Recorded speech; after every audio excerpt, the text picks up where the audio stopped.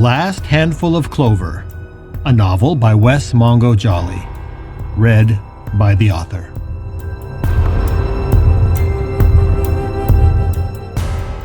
Book 3, The Stone in the Stream.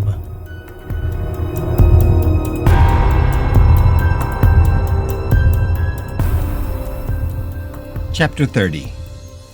Even God Forgets. June 16th, 1:22 p.m. Susan Jarvis didn't think she was going to die. At least, not at first. Sutton had a strange sense of humor, but pulling a gun on her seemed beyond the pale. Her first instinct was to tell him that this wasn't funny and that this was no time to be fucking around. But then she saw the look in his eyes, and the absolute lack of even an ironic smile on his face. And her blood ran cold. She sank back against the door, struggling to keep her blossoming terror from making her black out. But she didn't faint, and she didn't die. And slowly she raised her hands in the universal gesture of submission. As the surprise faded, she wanted to yell at Sutton, to ask him what the Sam hell he was doing, but something in his strange expression told him that she needed to stay silent, and that anything she might say could push him to pulling that trigger. For what she saw was madness, cold, calculating, and complete. So instead of railing at him, or even just screaming for help, she stood there, mute, as he used the barrel of the gun to indicate he wanted her to sit in the heavy wooden chair across from his desk. "Right here, if you please," he said, in a voice that seemed unlike the man she had known and worked with for so long. He forced her back into the chair, and she watched helplessly as he used 2 pairs of handcuffs from his desk to secure her. He snapped the cuffs on the back legs on each side, which left her hands pulled uncomfortably down over the hard wooden arms. Her shoulders began to ache immediately. But with the sound of the handcuffs clicking, she breathed a sigh, realizing that he didn't mean to kill her. At least, not right away. How could I not have seen this? She wondered, desperately searching Sutton's face for a clue. People just don't go mad all of a sudden. It takes time. How could I not have seen this in him? With a start, she realized the only plausible answer. Something horrible happened to him in Salt Lake. Something that snapped his mind like a piece of chalk. Or is that too easy? Finally, she allowed her tongue to unglue itself from the roof of her mouth, and she realized she'd been clenching her jaws so tightly that it hurt to open them. "Sutton, what?" she said, not sure how to continue. Finally, she just said, "Sutton, what are you doing? What happened to you in Salt Lake City?" To her dismay, her boss didn't even bother to acknowledge her question. She thought she heard him humming a tune under his breath, and that scared her more than the handcuffs or the gun. The thought that Sutton had lost his mind seemed like a conclusion she could not help but draw, and if that was true, then she had no idea how this might end. Finally, Deary sat heavily in his chair and propped his feet up on the desk. From one drawer he pulled out a well-worn pipe and a pouch of tobacco. Susan had never seen Deary smoke, not once in all the years she had known him. But to her shock, he filled the pipe and lit it with a match like an expert. She stared at him, dumbfounded, as he blew smoke rings up at the ceiling. "Oh my God," she thought, a new conclusion rushing through her brain in a torrent. "Maybe this is what's happening to people in Salt Lake City. Sutton's brought it back with him. It must be what they said, some kind of virus. And now he has it." The thought of catching his insanity now terrified her as much as the gun on the desk and the smug, homicidal expression on her commanding officer's face. Sutton continued to puff on the pipe, his feet on the desk. The smoke curled lazily around his head in the midday sun, which was streaming in the window. He didn't speak, but he watched her. "Sutton, listen to me," she said, keeping her voice as steady as she was able. "I think you're sick. I think you have this thing. They think it's a virus. We have to get you some help." A sly, knowing smile crept across his face.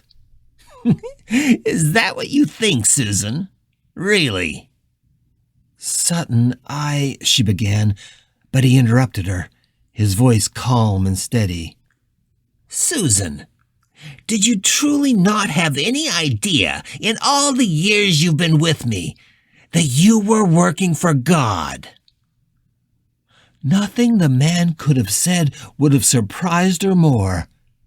She just stared at him, her mouth hanging open. After a moment she could do nothing but repeat his words back to him. "Working for God." "No need to pretend, my dear," the man said with a little laugh. "You didn't know. There's no way you could.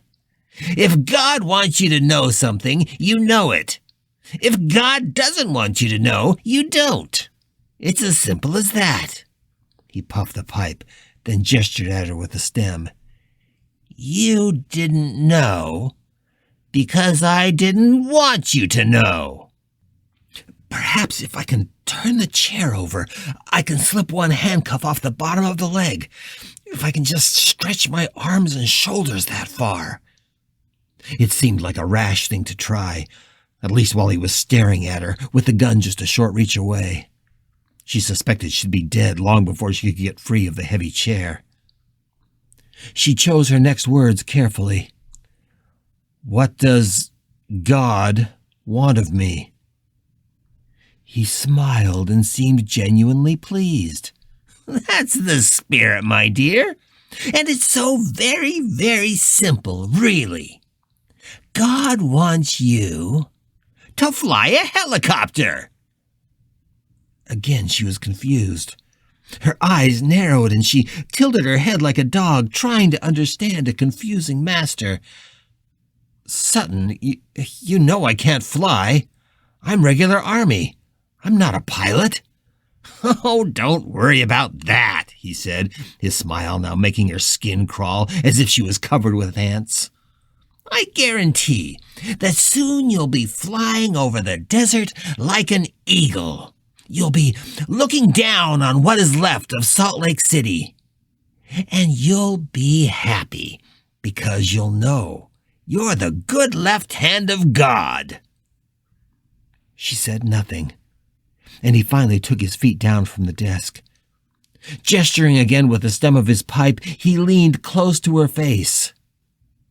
"I'd say you'd be remembered forever for the sacrifice you're going to make today.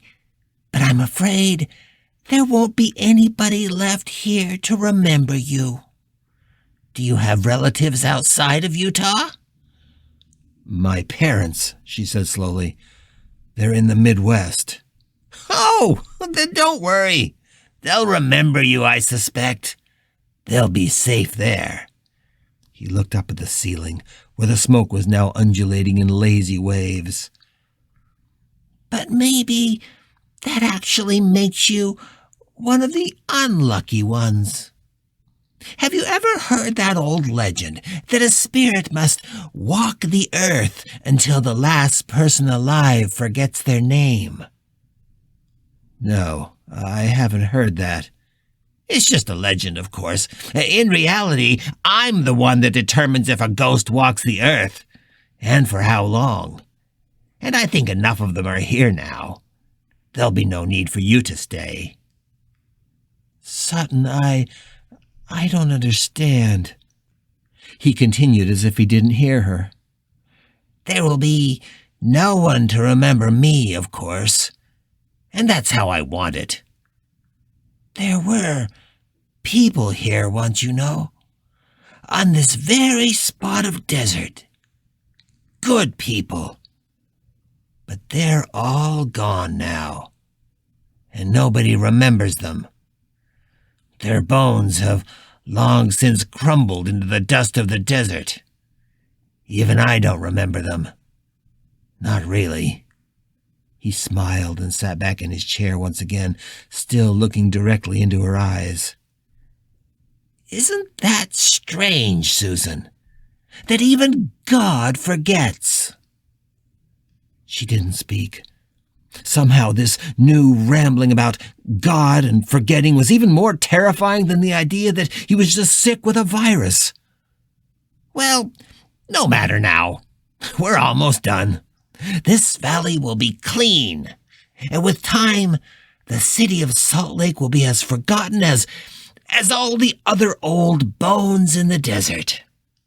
This valley will be crystal clean and sparkling, and not even the wind will remember those who lived here.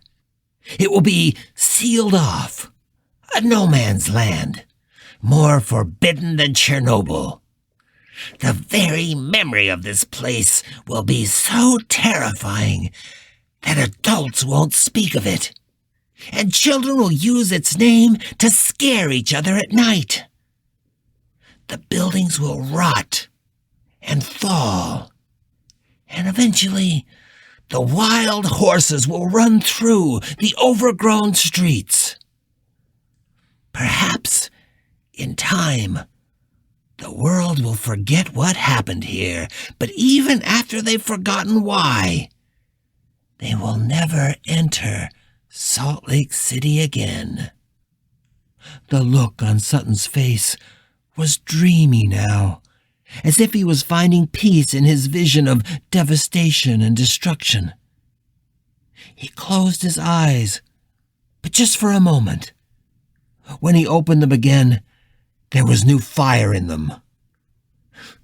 "You'll like my dark angels," he said. "They're just passing the stone in the stream. They'll be at the guard station in a few minutes, and they'll be at the Ditto shortly. They're bringing me someone that you'll remember. Bradley Seward. He was a pilot here." Susan felt what little hope she had left draining away. Yes, she knew Bradley Seward. He was the pilot who had murdered all those people in the theater in Salt Lake City a couple weeks ago and then killed himself. She'd fielded all those calls from the police. If Sutton was convinced that Bradley Seward was on his way to see them, then he really had lost his mind. She quivered under the hard gaze of the mad thing who used to be her commanding officer. "Once you get acquainted," he said, "we can begin."